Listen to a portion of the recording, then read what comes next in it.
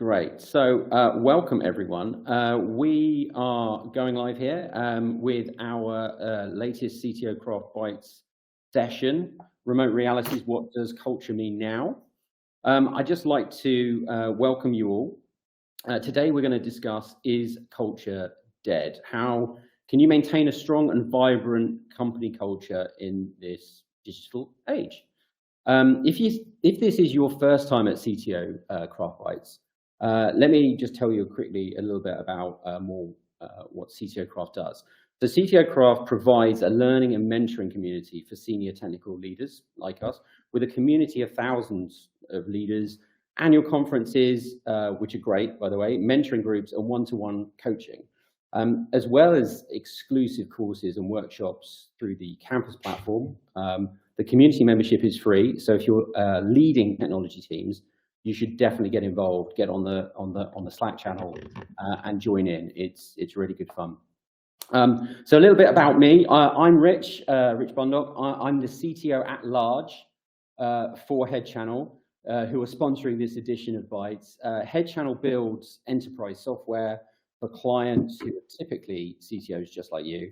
And we would love to talk to you, especially if you're having issues with your current outsourced, insourced teams, or you just want to work with a better technology partner. You can visit us at headchannel.co.uk, and I really do encourage you to do that, but be prepared because the site is very, very bright. We are here to talk. I've got a great panel with me. Today we are joined by Julian Brown, a versatile CTO, Liz Pope, Head of Engineering at Unmind, Gonzalo Silva, CTO at Doist, and Catherine Spice, CTO at Learnably. So getting started, can I ask each of you to tell us a little bit about yourself and your experience with today's topic? So first up is, on my frame, is Liz, if you could start us off. Yeah, sure. Thank you, Richard. Hi, everyone. Great to be here. Yes, so a little bit about myself. I won't talk about myself too much. We'll dive into the topic. But yeah, as Rich said, I'm Head of Engineering at Unmind, and we're all about transforming workplace mental health and supporting people to have that sort of great well-being alongside as part of their overall working journey. We work in a hybrid environment, so I'm 1 day a week in the office, and I really enjoy that as a personal sort of thing. I used to work, back pre-remote working days, or I'd do 5 days a week in the office, and maybe 1 day a week remote, and that was usually if I had a parcel to wait in for, or that sort of thing. And now it's completely the other way around. I worked with engineering teams and product teams for sort of around just over 10 years. And I've done a lot of building culture within teams, and I certainly have noticed a huge difference in the last couple of years with us having that sort of remote piece on there, and you're really having to work harder to embed culture, because for me, it's culture isn't what you say it is; it's actually how people behave and how they feel on a daily basis. Thanks, Liz. Julian? Yeah, hi, I'm Julian Brown. As well as being a versatile CTO, I'm not sure what that means, but I'm the CTO for a digital services business called Modu, which is itself, are we 100% remote? We are 90% remote. We meet up in an office in London from time to time. Our clients are a complete mixture. My background, so I was a developer in the 90s for a lot of big blue chips, which had that kind of culture. And then I became an architect, then a CTO for a number of startups and scale-ups. And the last couple of years, say 5 or 6 years, I've spent a lot of time in businesses scaling up whilst changing their culture, or realizing that their culture isn't quite what they thought it was when they were just 5 people. And suddenly there's 150 people who have a different opinion about what culture is. Yeah, that's and I shall be arguing strongly today for the perspective that everything we know about culture is dead. It's a bit like Trigger's broom. It's the same broom, but it's got a different handle and a different head on it now. So it looks the same, but actually everything about what we used to know about culture is gone. Great, looking forward to that. Gonzalo? All right, thank you, Richard. So I'm CTO at Doist. We're building Todoist and Twist. You may have used them before. We've been fully remote from the get-go. So this whole thing started in 2007. It became a real thing, a bigger thing since 2011, 2012. And so way before anybody was, there was this buzzword, we were already doing it and we didn't think it was anything special. So it was like just totally accidental until it started becoming a topic and we realized, okay, we've been doing something quite unique and we need to think more about what we're doing and why this is working. Yeah, and since then we've grown. There's about 100 of us spread across practically 40 countries worldwide. There's no office day because there are no offices anywhere. So yeah, I'm bringing in the perspective of the sort of like, remote is kind of like working accidentally for us, and we have a quite unique culture and we need to analyze why. So Great. Yeah. Thanks, Gonzalo. And Catherine. Hello, I'm Catherine, CTO at Learnably, which is an online learning platform for companies. My experience with this topic, so my first CTO role started in 2013, and it was all on site, quite fixed hours. And my argument was just for more flexibility because that's the way to get great people. And then I moved to my role as Director of Technology at FutureLearn, and I was in my role for about 6 weeks, and then we all went home and stayed home. So that was a massive change, especially as a new leader in a new company. And then Learnably has been fully remote since I joined. The exec team meet on a weekly basis, but the engineering team have been completely distributed. So yeah, lots of experience. And when I was asked to join the panel, I said, I've got tons of questions. So I think I'm just here to learn as much as I am to contribute. Great. Well, thanks for the introductions. If you're in the audience today, you can add your questions at any time from the Ask a Question link below the video, and we'll cover these.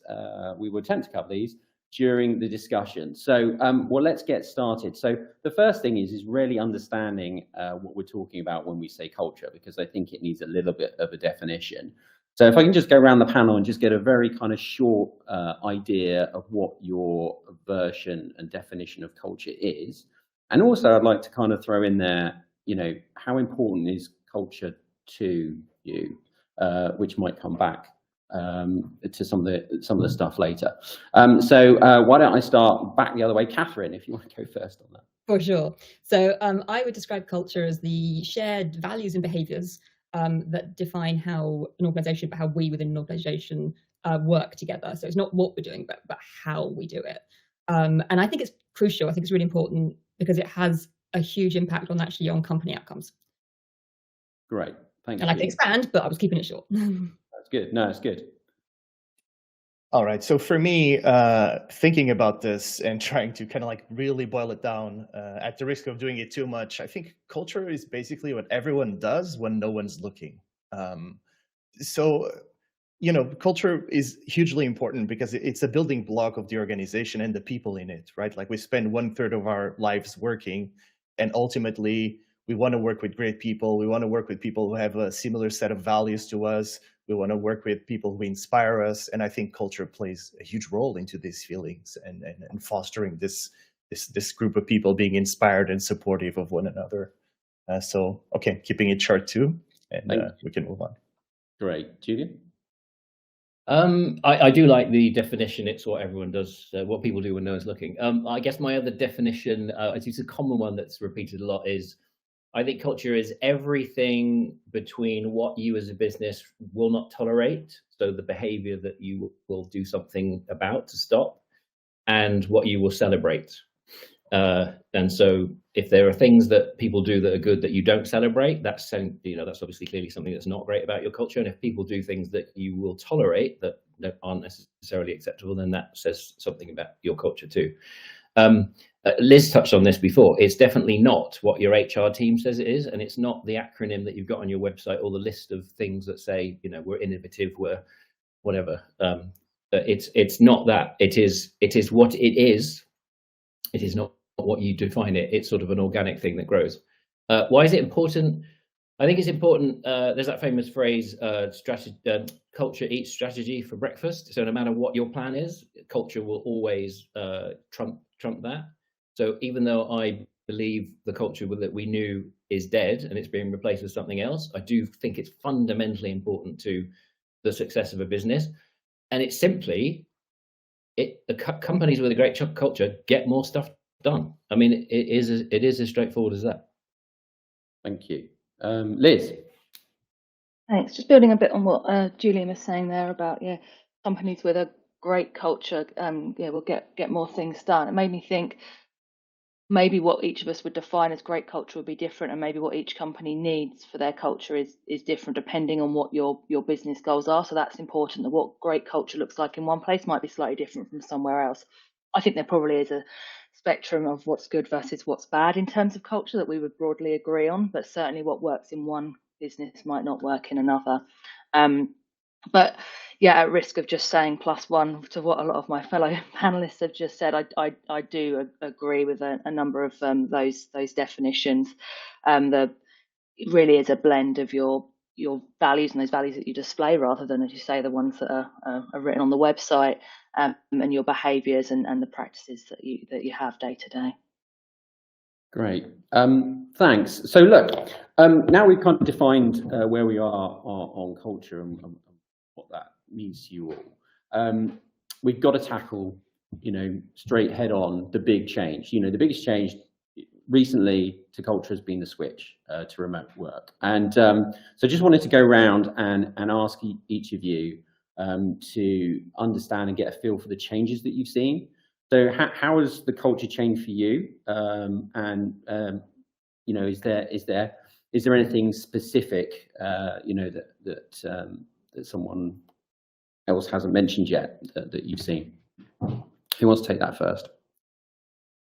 I'm happy to speak a little to that, and then Catherine, perhaps you want to jump in after. For me, the biggest difference I've found as a leader over the past few years is actually how much harder it has been to impact your culture. Before you could wander around the office and see it happening, and you get just a much better feel. But now, with us being behind a computer screen, it's a lot harder to get the classic water cooler chat and to understand how people are feeling after a big announcement or something like that. I used to just wander around the office, grab a cup of tea, have a chat with a couple of people, but now you've got to try an awful lot harder to try and get those same pieces there. So as a leader, that's been the biggest challenge for me, is getting a feel for the culture on a regular basis, and whether there are things that you need to therefore tweak. And also then when you do want to help, maybe tweak is the wrong word, enhance the culture or develop it in a different direction, you've got to put a lot more effort in to make that happen when you're working remote or hybrid. Okay. Thanks, Liz. Catherine? Yeah, and just plus 100 on that one. I remember describing it as feeling like I'd lost my ability to hear, almost like I'd lost a sense, because that feeling got taken away because you're no longer in everybody's space. The other thing, and we touched on this yesterday when we were doing our prep call, was my real sense of, as human beings, we naturally have a negativity bias, and it comes from, back in the days when we were in caves, because if there's a rustle in a bush, you're better off running away and discovering later that it was your friend, rather than not running away and discovering it was a bear. So we all tend to naturally lean to the negative and think more about the negative. But I've certainly found that just generally people are a bit more likely to assume perhaps criticism rather than a positive intent. And that's something that I'm super interested in other people's experience of. And Gonzalo used the phrase yesterday called the trust battery, which I thought was a beautiful way of describing it. So that's my experience that I would like to explore more. Great, thanks. Gonzalo? Yeah, I mean, we've always been remote, right? So we haven't really gone through the transition, but maybe I can speak very briefly about COVID, because COVID took some things away from us, and we learned a lot through that experience, because ultimately we were relying on a series of mechanisms to rebuild that trust battery that suddenly they weren't there. And if we thought that was fine, in fact, when COVID started, at some point we were maybe a little bit arrogant, saying, okay, so the whole market is getting adjusted to this thing, and we've been doing this forever, easy peasy. Well, turns out that's not true, because when you take away some of those in-person moments that we intentionally build throughout the year, where we put the faces behind the screens, we sort of have a very intense in-person sessions where people bond together, we realized after a year, after 2 years, we were actually struggling a lot more. There was an erosion of trust across the board. It was more difficult to, just trust. There was more reading in between the lines. I guess everything Catherine said was happening to us suddenly, even though everything looked so similar. So I think the transition to remote is here and it's going to stay, but I think leaders also need to think about how to build those bonds and how to charge those batteries, because that's not going to happen automatically or over Slack for sure. Yeah. Great. We're gonna come into some of this kind of ideas that a bit later on. So, Julian, what's your take? I think so. I think everyone else has covered most of it. If I just think about it, so the reason I believe that culture as we know it is dead is because this move to remote working or even hybrid working has changed everything. I mean, now communications is asynchronous, decentralized, digital, and I think that's led to communications also being quite cliquey. So I was saying yesterday, always makes me a bit nervous when I see that a Slack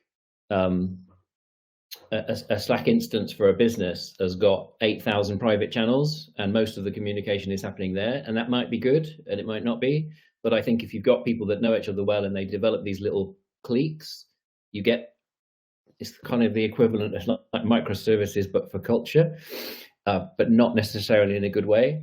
And the way that affected me as a CTO, and Liz touched on this, is I was used to sitting in a room with my direct reports and talking about what we were going to do and then saying, right, let's go and do it. I couldn't do that anymore. What I needed to do is spend hours and hours and hours of time talking to everybody I could grab on a video call, one-to-ones in private, trying to find out what was going on. It was exhausting. I reckon I spent 70-80% of my time just doing one-to-ones with people, just trying to get a feel for what was happening in order to make good decisions. And it absolutely wore me out. And I'm not sure what the answer is to that, but that was just, that was when I kind of thought, we're not in Kansas anymore. We've got this, this is not going to change, as Gonzalo said, remote and hybrid is here to stay. People do not want to get back on trains every day. So we've got to deal with this, but the way we deal with it cannot possibly be by endless one-to-ones online. Yeah. Okay. Just interestingly, and I'm just going off the script slightly because I do that. I'd just be really interesting in the comments if you happen to analyze your Slack channel usage. Do you look at the analytics for it? If anyone out there in the audience does that, please drop that into the comments. Be interesting to know. So whilst that's happening, I think we did say on the event that we were going to talk about some ideas.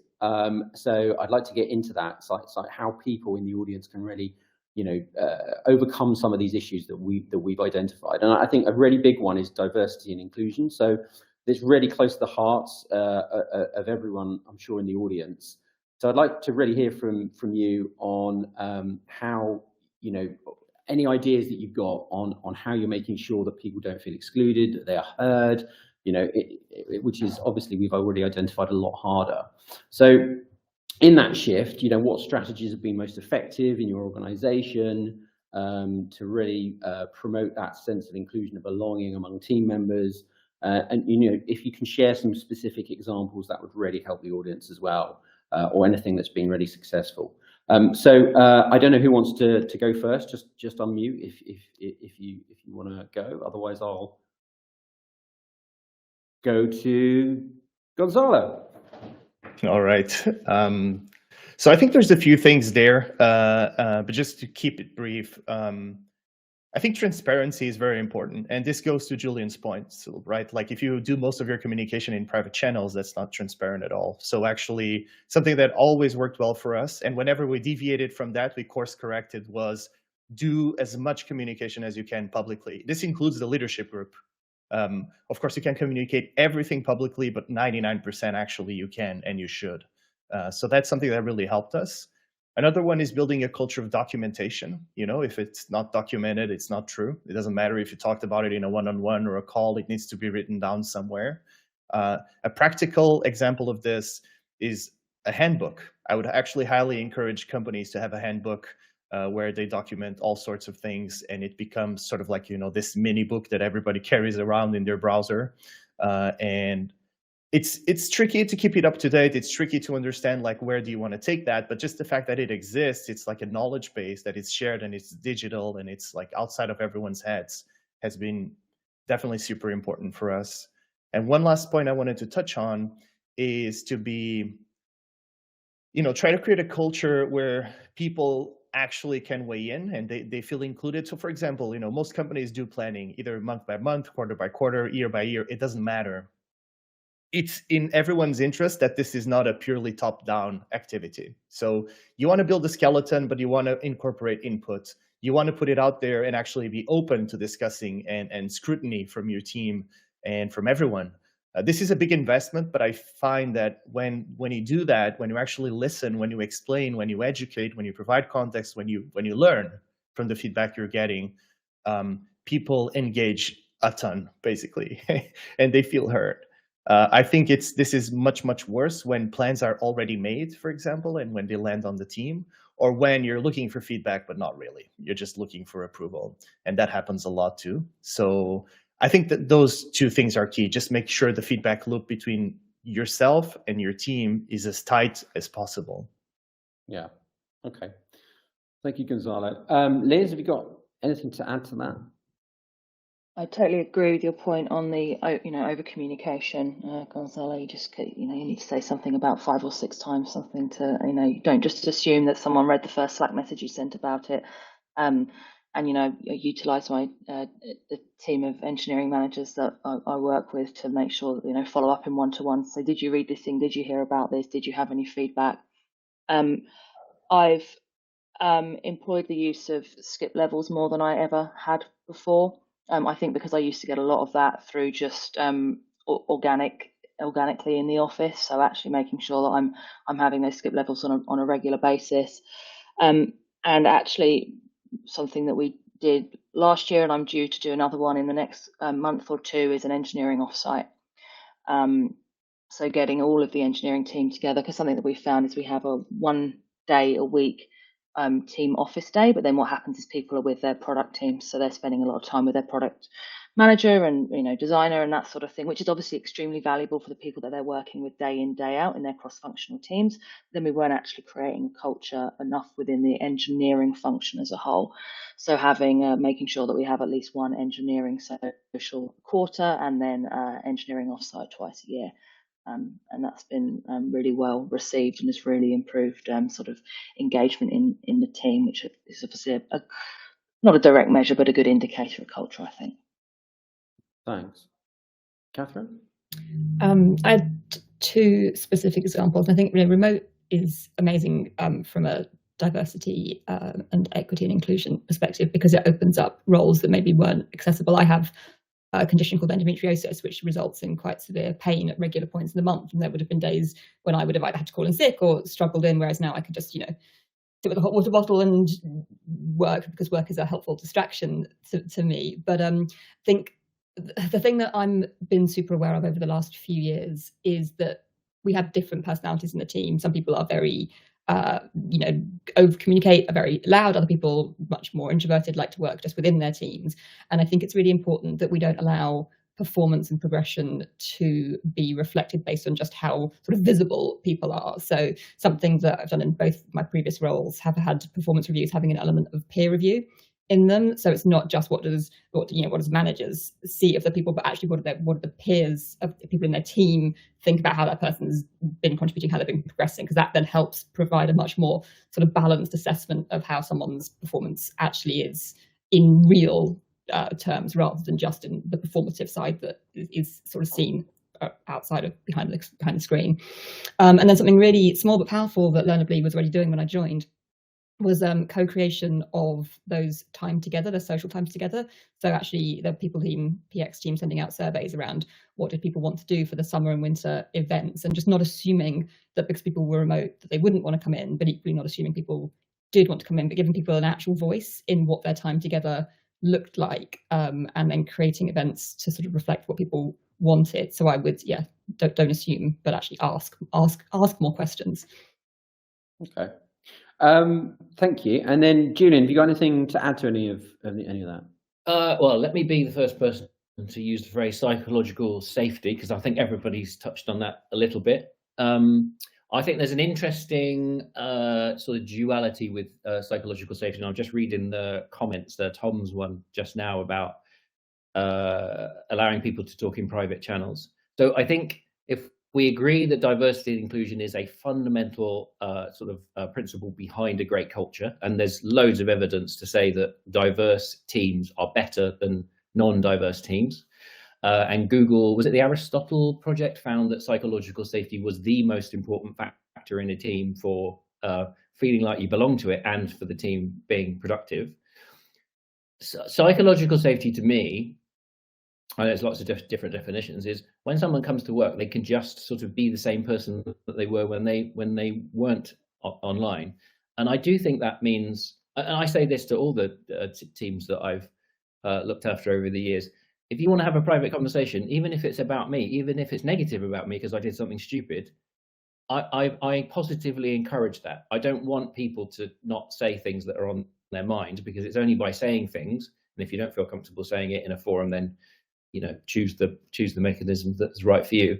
But also, you're in a team, everyone's in a team, and there has to be some kind of like being yourself, and also with the sort of like a shared team goal. And there is a slight, it's probably conflict's not the right word, but there is a slight tension between those two things, being fully yourself whilst also at some point becoming sort of subservient to the overall team goal. But just practical things. I was just writing some stuff down where everybody was talking. So I think some practical things that have worked really well for me is I've said to people on big team calls, if you don't want to put your camera on, don't put your camera on. We encourage it because it's nice to see a face. If you've got a reason to not put your camera on, you don't feel very well, your house is a mess or whatever, don't put it on. Like, you should never feel pressurized. That to me is part of psychological safety. And also positively encourage the concept of whistleblowing is too strong, but if you're not comfortable about something, as a CTO, you need to be the kind of person that somebody feels that they can just talk to, and they will be heard and it will be kept private if necessary, so that they can sort of, like in the agile kind of concept of pulling the chain.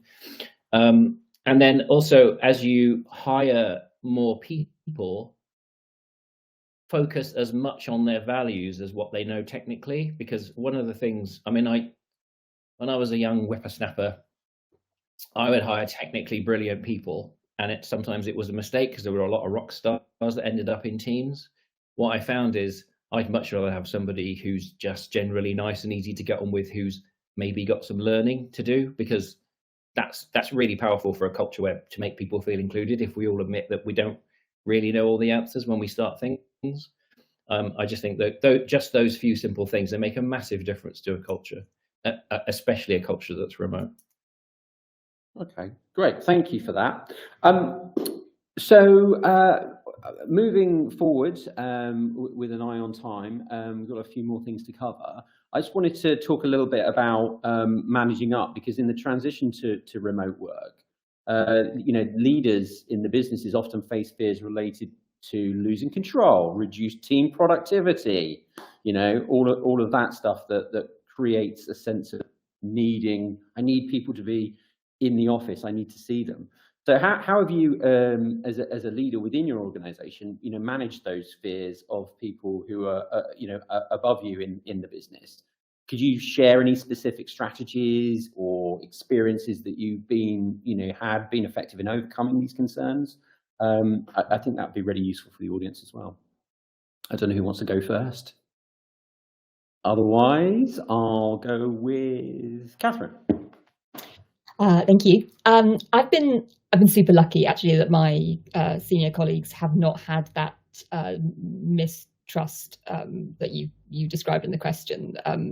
But I recognise where it comes from, where the concern comes from, and I think the way that we've sort of prevented it becoming a problem has just been like real transparency in what the team is trying to achieve. So whether that's like a goal framework like OKRs or something similar, but it's really being clear what the team is trying to achieve and working on, and then in the same way that, you know, transparency with the team, transparency back with the rest of the senior leadership. So if there are a problem, if there's a delay, just really over communicating on a, I mean, I do weekly updates as to how the team is getting on against those goals, just so there aren't the sort of sense of surprise or secrecy. So it's, you know, it's not about where they're doing the work. It's about the results of the work, but just keeping everybody really really informed and up to date. I think that's probably the most useful thing that I've been using.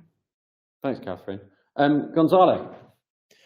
Well, I find that so I never had this problem again. We've always been remote, so that never changed. But actually, during COVID, I just pasted a Calendly link on Twitter, and a bunch of people booked 15-minute sessions to get like some advice on remotes. And this topic kept coming up. It was basically 80% of my calls talking about trust, and I think some of the best, some of the best thinking we did in these calls boiled down to deconstructing these fears, like, you know, what are the specific concerns that people have, and then trying to work around these very specific things. Like, is it that people don't deliver their daily goals or their weekly goals? Is it that the quality is not as good as it would be? Because when you have something like that, it's about quality. Okay, how do we measure quality? And then you can, it's something you can work with. When it's trust or presentism, it's just very hard to do anything about. And I think that's the key. It's understanding the fears, because then you can agree on what outcomes you want. Why do you want them? Of course, you could challenge them. Like maybe people are looking for something that does not matter, and you need to point that out. But if you agree on the outcomes, you can agree on relevant steps or metrics or things you want to observe. And that makes the conversation just way more useful, to be honest. Yeah, great. Thank you. Julian. I've had this problem a lot. I think even before COVID, because I think most people who work in tech know that, you know, we've always known that it's quite easy to be productive when you're remote, because in the office a lot of time is wasted doing things that are not work, and sometimes they're good things, but they're not necessarily work. There's probably a whole other lunchtime conversation about this, but one of the things as a CTO that you have to wrestle with a lot is, which team are you on? Are you on the exec team? And your job is to represent the views and direction and strategy of the business, and therefore you're kind of on that team and directing your team? Or are you in your team and representing them at an exec level? And I don't think there's a clear answer to it. That's why it's an interesting debate. But I think when it comes to remote and managing up, and this is back to the diversity inclusion as part of culture, you have to be your team. You have to represent your team in the exec. You're not on the exec when it comes to this, because it's the well-being, it's the motivation, it's the feeling of belonging in your team, which ultimately leads to the great results. And you do have to fight for it, which means you do have to make a strong case. So when someone's fixated on presenteeism, sometimes you just have to stand your ground and say, well, then let's measure it. You know, let's actually prove. Let's do a little experiment. Let's just let everybody work in this certain way for a period of time, and we'll just see, you know, whether that works out. I think where there's a case the other way is, so I can remember 3 or 4 months after COVID, the whole company had been 100% remote, and I was looking on GitHub and noticed that our commits had gone up by about 3 times. So we were definitely more productive. More stuff was getting done. And I would put that down to not so many meetings, not so many nipping out to go and get a coffee across the road and have a chat, which is really lovely, but because that you get the opposite problem then, which is burnout, obviously. But so we were definitely more productive. My immediate thought though was, are we innovative as well as productive? Like, are we doing new things, or are we just doing the same thing faster? And I do think there's a very good argument for saying some form of, can you do this digitally? I know we've had this conversation before about, you know, virtual reality meeting rooms and stuff like that. I don't know if there's any substitute for a bunch of people who need to deliver a system fighting over the whiteboard marker to keep, you know, oh no, that's not the right way to do it, and scrubbing it off the whiteboard and then adding, and suddenly you've got something that the group has produced that is itself like, you know, it's your next level of innovation that you can then go and be productive about. I think you have to have that as well. Yeah. Okay. Liz? I don't have an awful lot to add to what's already been said, but one thing that did spring to mind, I'm also lucky with where I work now. Our senior leadership team are very much on board. We have because most people come in 1 day a week. The sort of required level of presenteeism, if you like, is there. And we have some big company events on a regular basis that people make an effort to go to because they get value from, which I think is the key thing, right? If you're getting value from going into the office, and people will like to come in on a semi-regular basis. I have worked in places previously where it hasn't been as embraced, and I never quite saw it through to being able to fully get a senior stakeholder on board, but something I did make sure to do was just to protect the team from that as much as possible. So if something was mandated, perhaps I didn't entirely agree with, I might find a way of it being a bit flexible with my team about it and making sure that they were present for the meetings with this particular person, so that this person was placated, but they still got their flexibility the rest of the week. A little bit, I suppose, sneaky, but that was the best way of doing it to make sure that it was a good working environment still for the team. Yeah, absolutely. Okay, great. Well, look, I think we just want to move on to another really important area. So this is around kind of career growth that we identified. So, remote work environments can sometimes hinder the spontaneous creative exchanges. We've already mentioned that. And the mentorship opportunities, perhaps, found in a traditional office setting. So I'd really like to ask you about that. There's someone also asked a question about culture fit versus culture out as well, which maybe we could tie into this. But in your experience, what approaches has your organization employed to foster creativity? And given the challenge of remote working, how have you adapted to create strategies to nurture talent coming in, with less experience and encouraging creative problem solving? I don't know who wants to go first on that one. Let's go with Julian first on that one.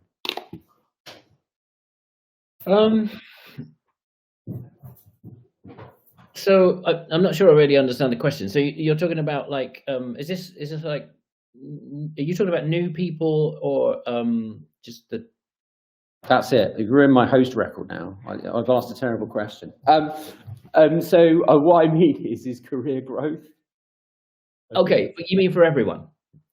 Yeah, and especially, I mean, as we were talking. Okay, all right. Especially around, people coming into the business. Yeah. I mean, that was why I latched onto that. So, a company I was at a few years ago, we hired as a deliberate policy to improve our culture. Really, we hired some developers who'd come off a tech boot camp. So developers who wouldn't otherwise have had an opportunity to get into software development, because they hadn't gone through the conventional route and got a degree in software engineering.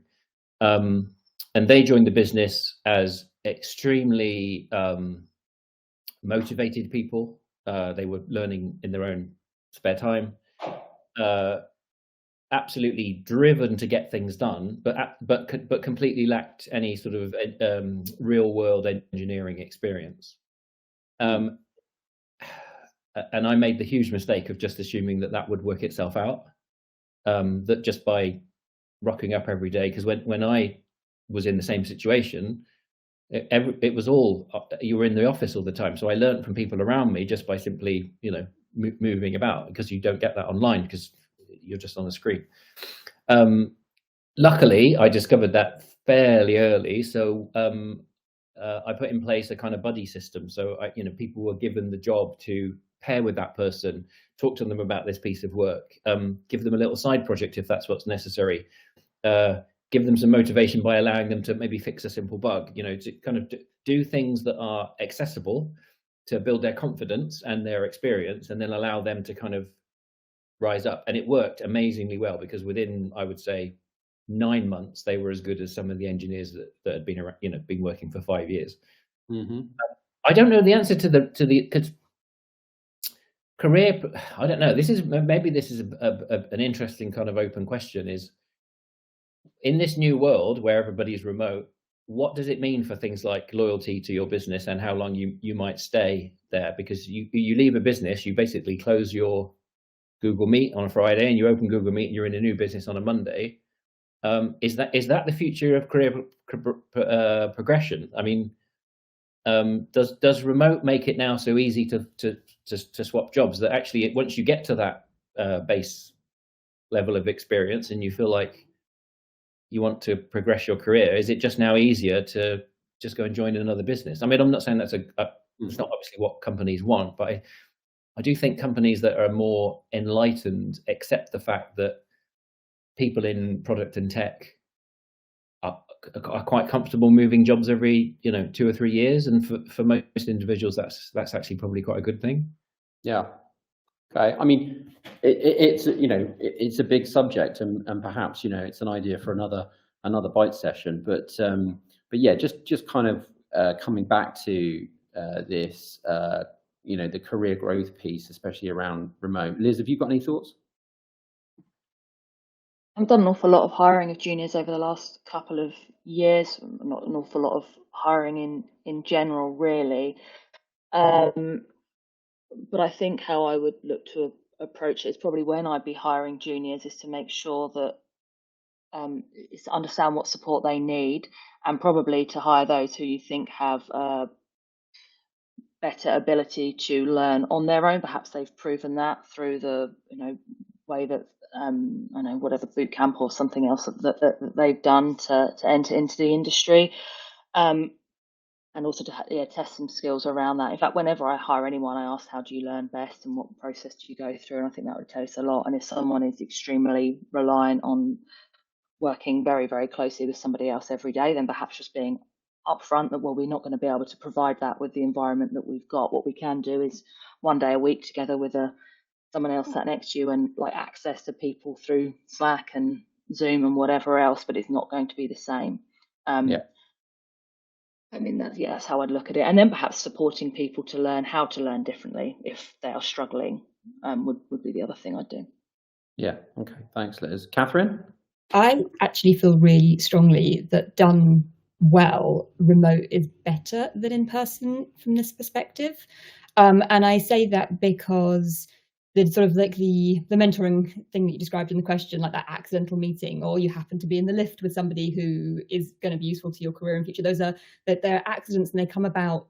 They're advantageous to certain types of people and certain types of personalities. Whereas somebody who is potentially maybe a bit shyer, doesn't enjoy speaking up in front of a group, but is a genuinely brilliant engineer, may not get the same opportunities just because of the way they interact in an in-person setting. So remote kind of levels the playing field.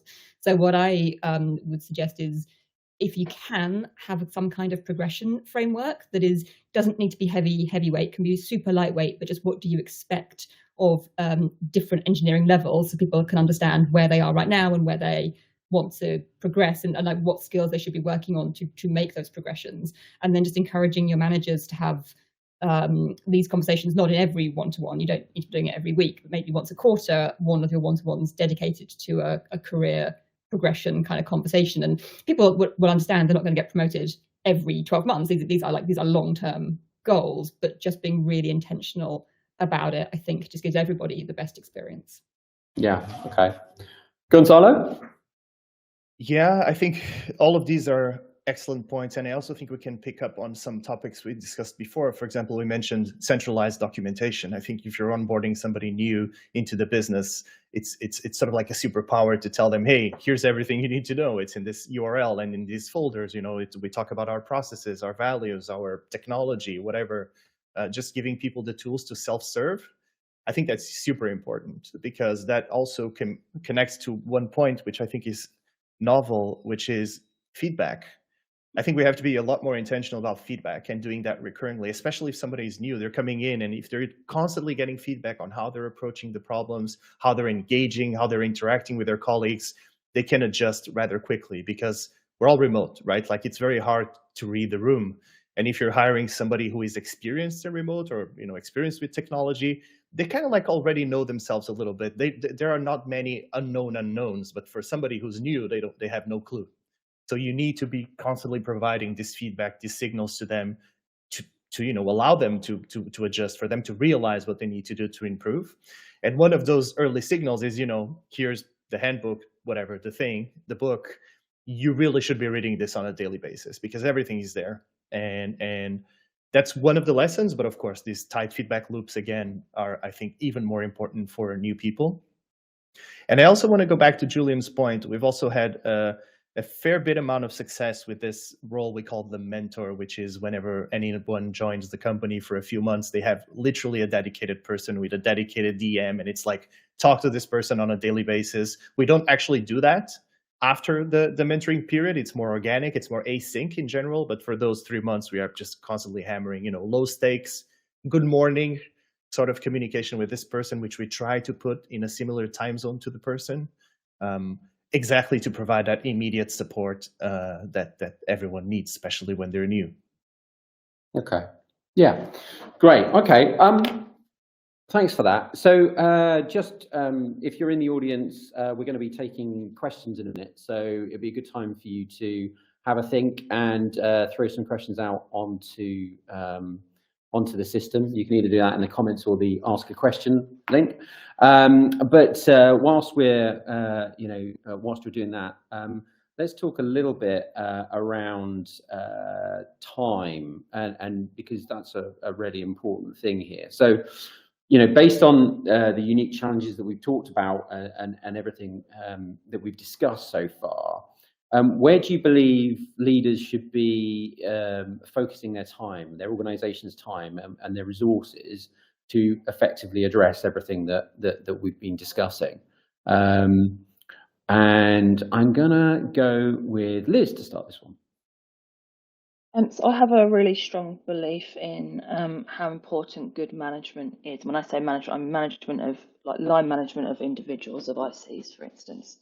And if you've got a great management group who can support people, then actually everything else doesn't come easily. But that's like the hardest bit. And I've put a lot of time and effort over the last couple of years in developing the management group that I have, and it's made such a huge difference to everything that we do in the team, because then anything that you want to implement or is made so much easier by that group being able to support on it. And then when I think about other places that I've worked where I've had high performing teams, we've always had a high performing management group as well. So that's where I would focus my effort for anything that I want to do with the team, particularly around culture as well, would be useful. Yeah. Great. Catherine?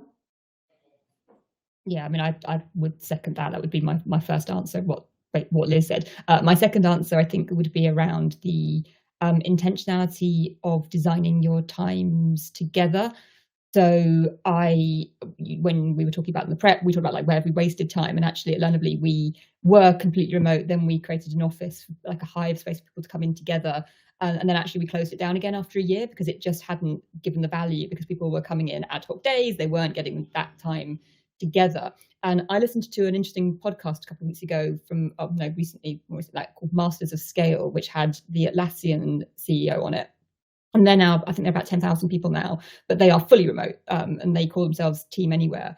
And they've done a ton of research, and it's an interesting listen. I super recommend it. But one of the things they talked about was that actually time together, it does make a positive difference. But the people coming into the office every week made no real difference to baseline compared to intentional company get together time or team time together. And what they said was the thing that made them so surprised was that actually the positive effect of that intentional time together didn't last a couple of weeks, actually lasts between 3 and 5 months.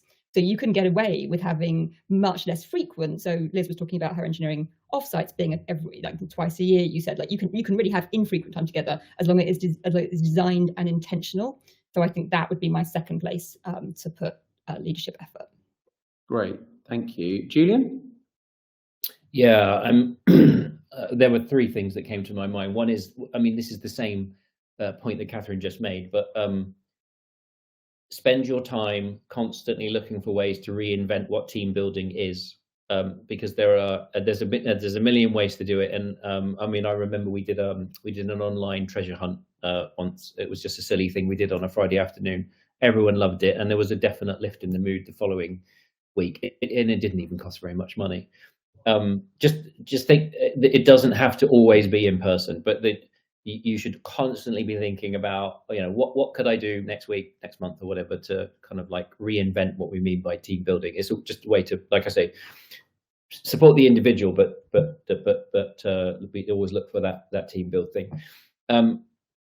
And then the second one, and this is I say this in nearly every single, this is my answer to lots of different questions about being a CTO, is one of the things I find that CTOs are not comfortable being uncomfortable. They're always seeking a way to feel comfortable themselves. Find ways to be uncomfortable if it's at the service of doing something better for your team. And especially with things like diversity and inclusion, it's very easy to look for people who are like you, who talk like you, sound like you, who think like you, because people who are not like you make you feel weirdly uncomfortable. Seek that, be uncomfortable, go out there and make yourself uncomfortable, because it generally makes you a better person.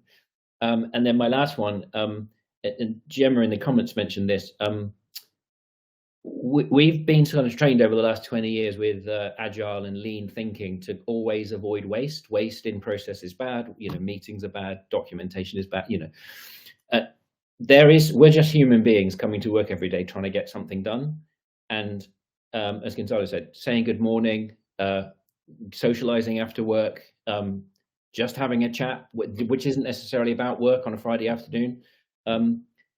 There is such a thing as what I would call good waste.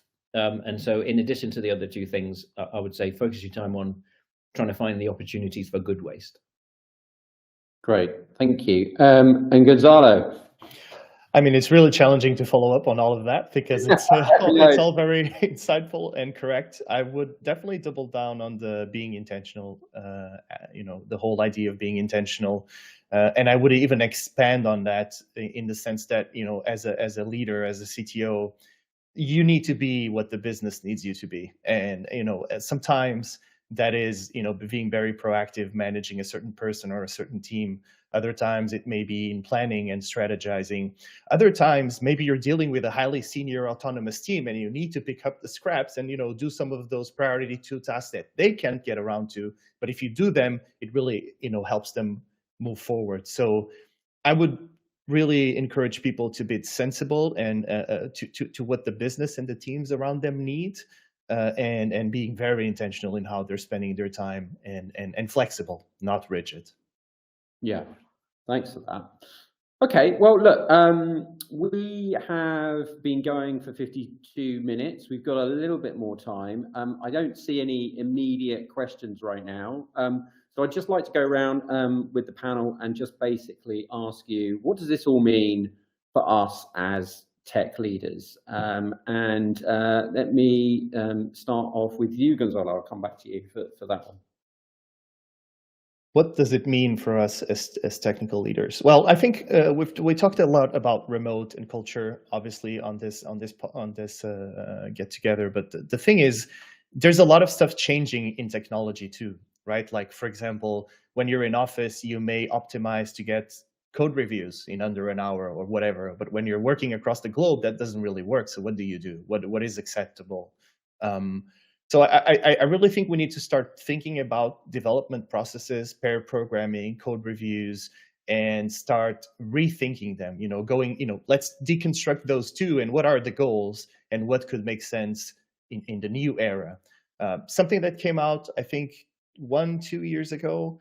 There's this approach to code reviews called Ship, Show, Ask, which I found super interesting. Like, I would never see that coming up 10 years ago, but I think remote kind of forced something like that to just be very intentional about, when you're submitting code, if it's just going ahead, if you want to, a post-review process, or just a traditional one that will be inevitably slower. So I think in the new era, as leaders, we need to start being sort of like a skeptical of what worked in the past. It will definitely probably not work in the future, or at least not as well, and start innovating and talking to our peers. What could work instead? What is the new way of doing X?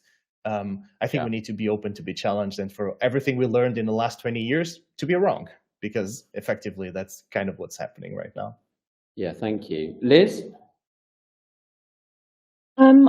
I think the main thing for me is that we shouldn't take culture for granted and just assume that it will go in the direction that we want it to.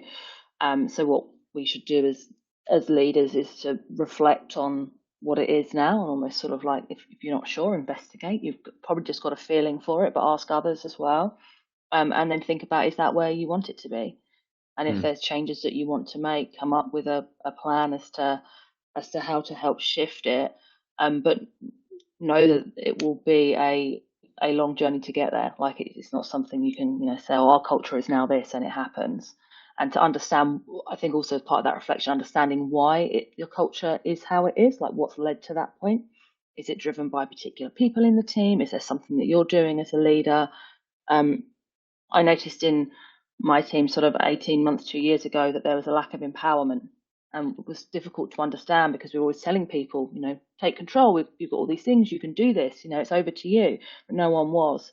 And actually, it's because what they required was more guidance from us. People weren't yet confident enough to go and take on those responsibilities. So found a way of bridging that gap to the point where now actually they will. And I would describe the team now as empowered versus 2 years ago. But it was a long road to get there. Yeah. Okay. Julian? I can only really just say what Gonzalo said, which is, I think, given that kind of everything has changed, it's a brilliant opportunity to just kind of recognize that in the world of tech, we get sucked into dogma and new bandwagons all the time. And we always believe these things are going to it was microservices a couple of years ago. It's flipping large language models right now. It was enterprise service buses before that. It was service-oriented architectures before that. All good things in their own right, but they all add like to the pile. And we just get so carried away with the dogma and trying to follow the playbook of these things that we just forget that it's just a group of human beings trying to get something done. So I think what it means for leaders is this is a brilliant opportunity to say, let's just take it 1 month at a time. Let's just see where we get to and stop and just do that. You don't need to look in the book for the answers. Yeah. And Catherine, final thoughts? I'd also, just to build on that, I think in everything, and I'm certain everybody would feel this way about if it was a technical problem, but just because you're head of engineering, CTO, you don't have to have all the answers. Like, you don't have all the answers, and you don't have to. And I think really you don't underestimate how much your teams and your people want to contribute. People join companies a lot in big part because they value the culture that's already in place and they want to contribute to it. And that's that culture fit versus culture add point that was raised earlier. So if there's something that you're not sure about, then really engage people. And I think there's explorations there in what those mechanisms are. I'm not personally a huge fan of just employee surveys, but there are lots of different ways to engage people and really listen, don't assume, and work with your teams on continuing to improve your culture. Yeah, great. Thank you, everyone. So I just want to say thanks to Liz and to Julian and Gonzalo and Catherine for talking to us today. I'm sure they'd be very happy to to hear from any of you that have got further questions. We're going to post their links after this, or in fact we're posting them now. And also we're going to send out that link as well for the podcast that Catherine recommended as well. Just remember, everyone, that CTO Craft is a great place to not be alone and to have other people who are going through the same thing, and to talk to them about the issues that you've got. And there's been some great stuff in the comments today from everyone. So I really appreciate everyone in the audience inputting and helping each other out there just as much as our panelists today. Thank you very much for your time. There's nothing really else for me to say, but really enjoyed this, and I hope you all have a good rest of the day, and I hope this has been really useful and insightful. Thanks, everyone.